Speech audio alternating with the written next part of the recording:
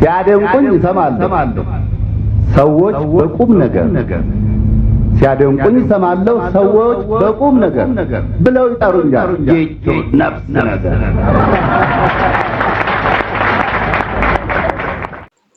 የሳክስፎኑ ንጉስ ጋሽ ጌታቸው መኩሪያ በሳክስፎን የሙዚቃ መሳሪያ ተጫዋችነት ከ67 ዓመታት በላይ በኢትዮጵያ የኪነ ጥበብ መድረክ ላይ ደምቆና ነግሶ አሳልፏል። ሰሜን ኮሪያን ጨምሮ ወደ 104 እና ከዚያ በላይ ወደሚሆኑ የውጭ ሀገራት ተዘዋውሮና ስራዎቹን አቅርቦ ከፍተኛ ዝናና አድናቆትን ለማግኘት ችሏል። ከዚህው በኢትዮጵያ የሙዚቃ ታሪክ ውስጥ ስሙ እንዲነሳና ከፍ ብሎ እንዲቀመጥ ካስቻለችው የትንፋሽ መሳሪያ ጋር የመገናኘት ወይም የመተዋወቅ ዕድል ያጋጠመው በ1940 ዓመተ ምህረት የ10 ብር ደሞዝተኛ ሆኖ በማዘጋጃ ቤት የቲያትርና የሙዚቃ ክፍል ውስጥ ተቀጥሮ መስራት በጀመረበት አጋጣሚ ነበር።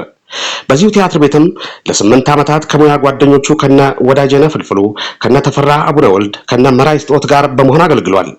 በኋላም በወቅቱ ቀዳማዊ ለስላሴ ቲያትር ቤት ይባል ወደ ነበረው ዛሬ ብሔራዊ ቲያትር ቤት ተብሎ ወደሚጠራው በነ ፍራንዜል ቤከር በነ ነርሲስ ናልቫንዲያል በተባሉ የሙዚቃ ባለሙያዎች አማካኝነት ተመርጦ በ1948 ዓ.ም ይህንኑ ቲያትር ቤት የተቀላቀለ ሲሆን ለ17 ዓመታትም መድረኩን ካደመቁ ሙዚቀኞች መሃል አንዱ ሆኖ በርካታ ድምጻውያንን አስቦ በማጀብ አይረሴ ጊዜን ለማሳለፍ የቻለ አንጋፋ ሙዚቀኛ ነበር ጋሼ ጌታቸው መኩሪያ።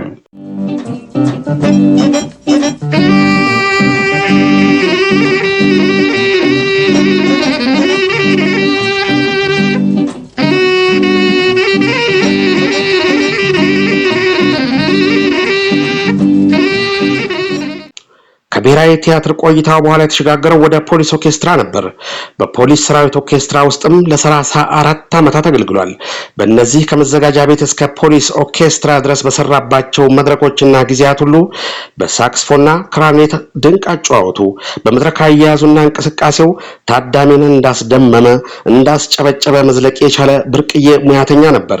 ይህ አንጋፋ ሙዚቀኛ ጌታቸው መኩሪያ በ1927 ዓ.ም በቀድሞ አጠራር ሸዋ ጠቅላይ ግዛት ውስጥ በይፋት አውራጃ የተወለደ ቢሆንም ገና በጨቅላነቱ የ1 ዓመት ልጅ እያለ ወደ አዲስ አበባ በመምጣቱ ምክንያት እድገቱ አዲስ አበባ ነበር ሊሆን የቻለው። ወደ ሙዚቃው ዓለም ከገባባት ቀን አንስቶ ህይወቱ እስካለፈችባት ጊዜ ድረስ ከሚወዳት ሳክስፎኑ አልተለየም። ከአንጋፋው ድምጻዊ ከጥላሁን ገሰሰ ጀምሮ በመቶዎች የሚቆጠሩ የሀገራችን ድምጻውያን ድረስ በእርሱ ሳክስፎን ታጅበውና ደምቀው የሙዚቃ ስራዎቻቸው እንዲሰሩ ሆነዋል።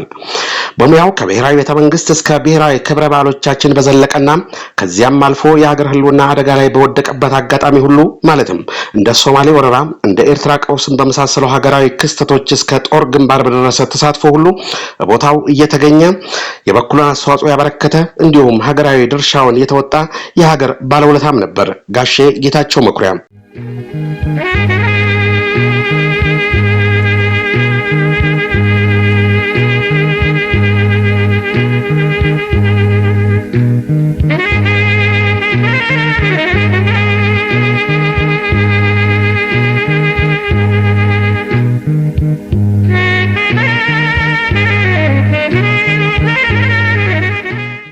የሀገራችንን የሙዚቃ ቅኝቶች ማለትም አምባሰልን፣ ባቲን፣ አንቺሆዬና ትዝታን በሳክስፎን ሁሉንም ቅኝቶች መጫወት ምናልባትም አንዳንዶቹን ካልሆነ በስተቀር ከባድ እንደሆነ የዘርፉ ባለሙያዎች ሲናገሩ ይደመጣል።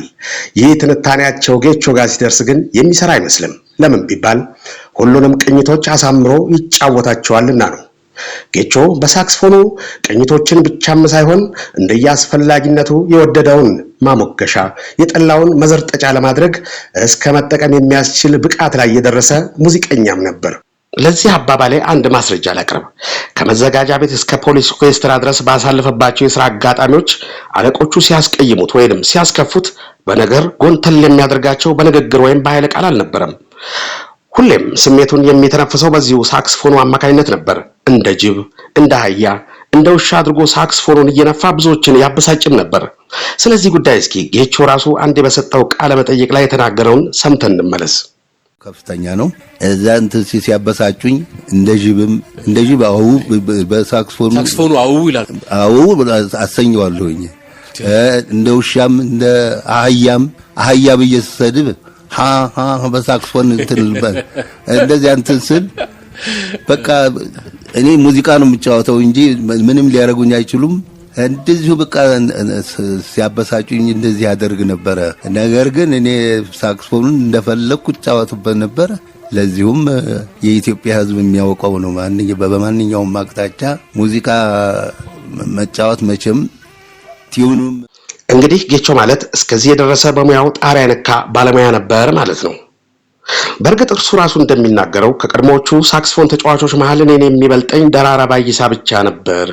ከዚያ በኋላ ግን መድረኩን እኔ ልቆጣጠረው ችያለሁ ብሎ እንደሚገልጸው ሁሉ ለበርካታ ዓመታት በዚሁ ሙያው በመሪነት ዙፋን ላይ ተቀምጦና ነግሶ መዝለቂ የቻለ ምርጥ ሙዚቀኛ ነበር ጌታቸው መኩሪያ።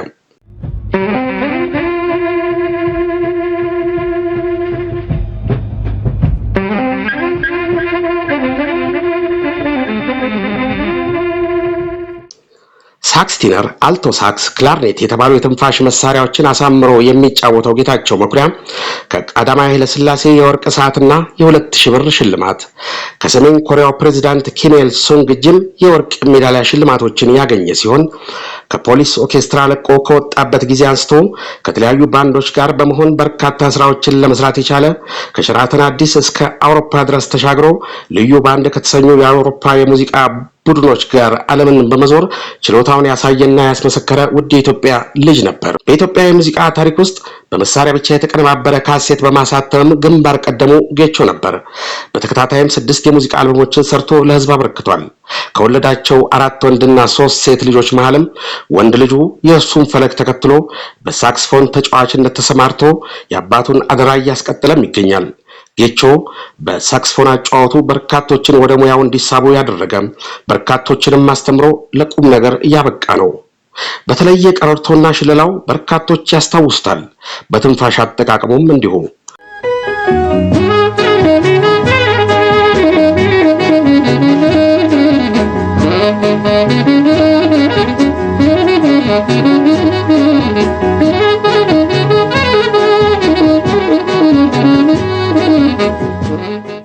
እንደ አብዛኛዎቹ የሙዚቃ መሳሪያ ተጫዋቾች አንድ ቦታ ላይ ረክቶና ቆሞ መጫወት ይሉትን አባዜ ቀይሮ እንደየአስፈላጊነቱ እየተንጎራደደና እየተውረገረገ ደከመኝን በማያውቀው ተፈጥሮ ልዩ አቀራረብን ያሳየና ያስተዋወቀም ነው። የሳክስፎኑ ንጉስ ጋሽ ጌታቸው መኩሪያ እዚህ ምድር ላይ በህይወት የቆየው ለ81 ዓመታት ነበር። በሙዚቃ ያሳለፈውን 67 ዓመት ስንቀንስ 14ን እናገኛለን። ይህ ማለት ደግሞ ጌቾ ለጥበብ የኖረ በጥበብ ውስጥ ኖሮ ያለፈ የተለየ ኪነ ጥበብ ሰው ነበር ለማለት የሚያስችል ማስረጃ እናገኛለን ማለት ነው። እንዲህ እድሜውን የገበረላትን ጥበብና የሚወዳት ሀገሩን ተሰናብቶ በሞት የተለየን በመጋቢት ወር በ2008 ዓ.ም ነበር። የቀብር ስነ ስርዓቱም መጋቢት 27 ቀን 2008 ዓ.ም በጴጥሮስ ጳውሎስ ቤተክርስቲያን በርካታ አድናቂዎቹ፣ የሙያ ጓደኞቹ እንዲሁም ቤተሰቦቹ በተገኙበት ነበር የተፈጸመው። ነፍስ ይማር። አበቃው።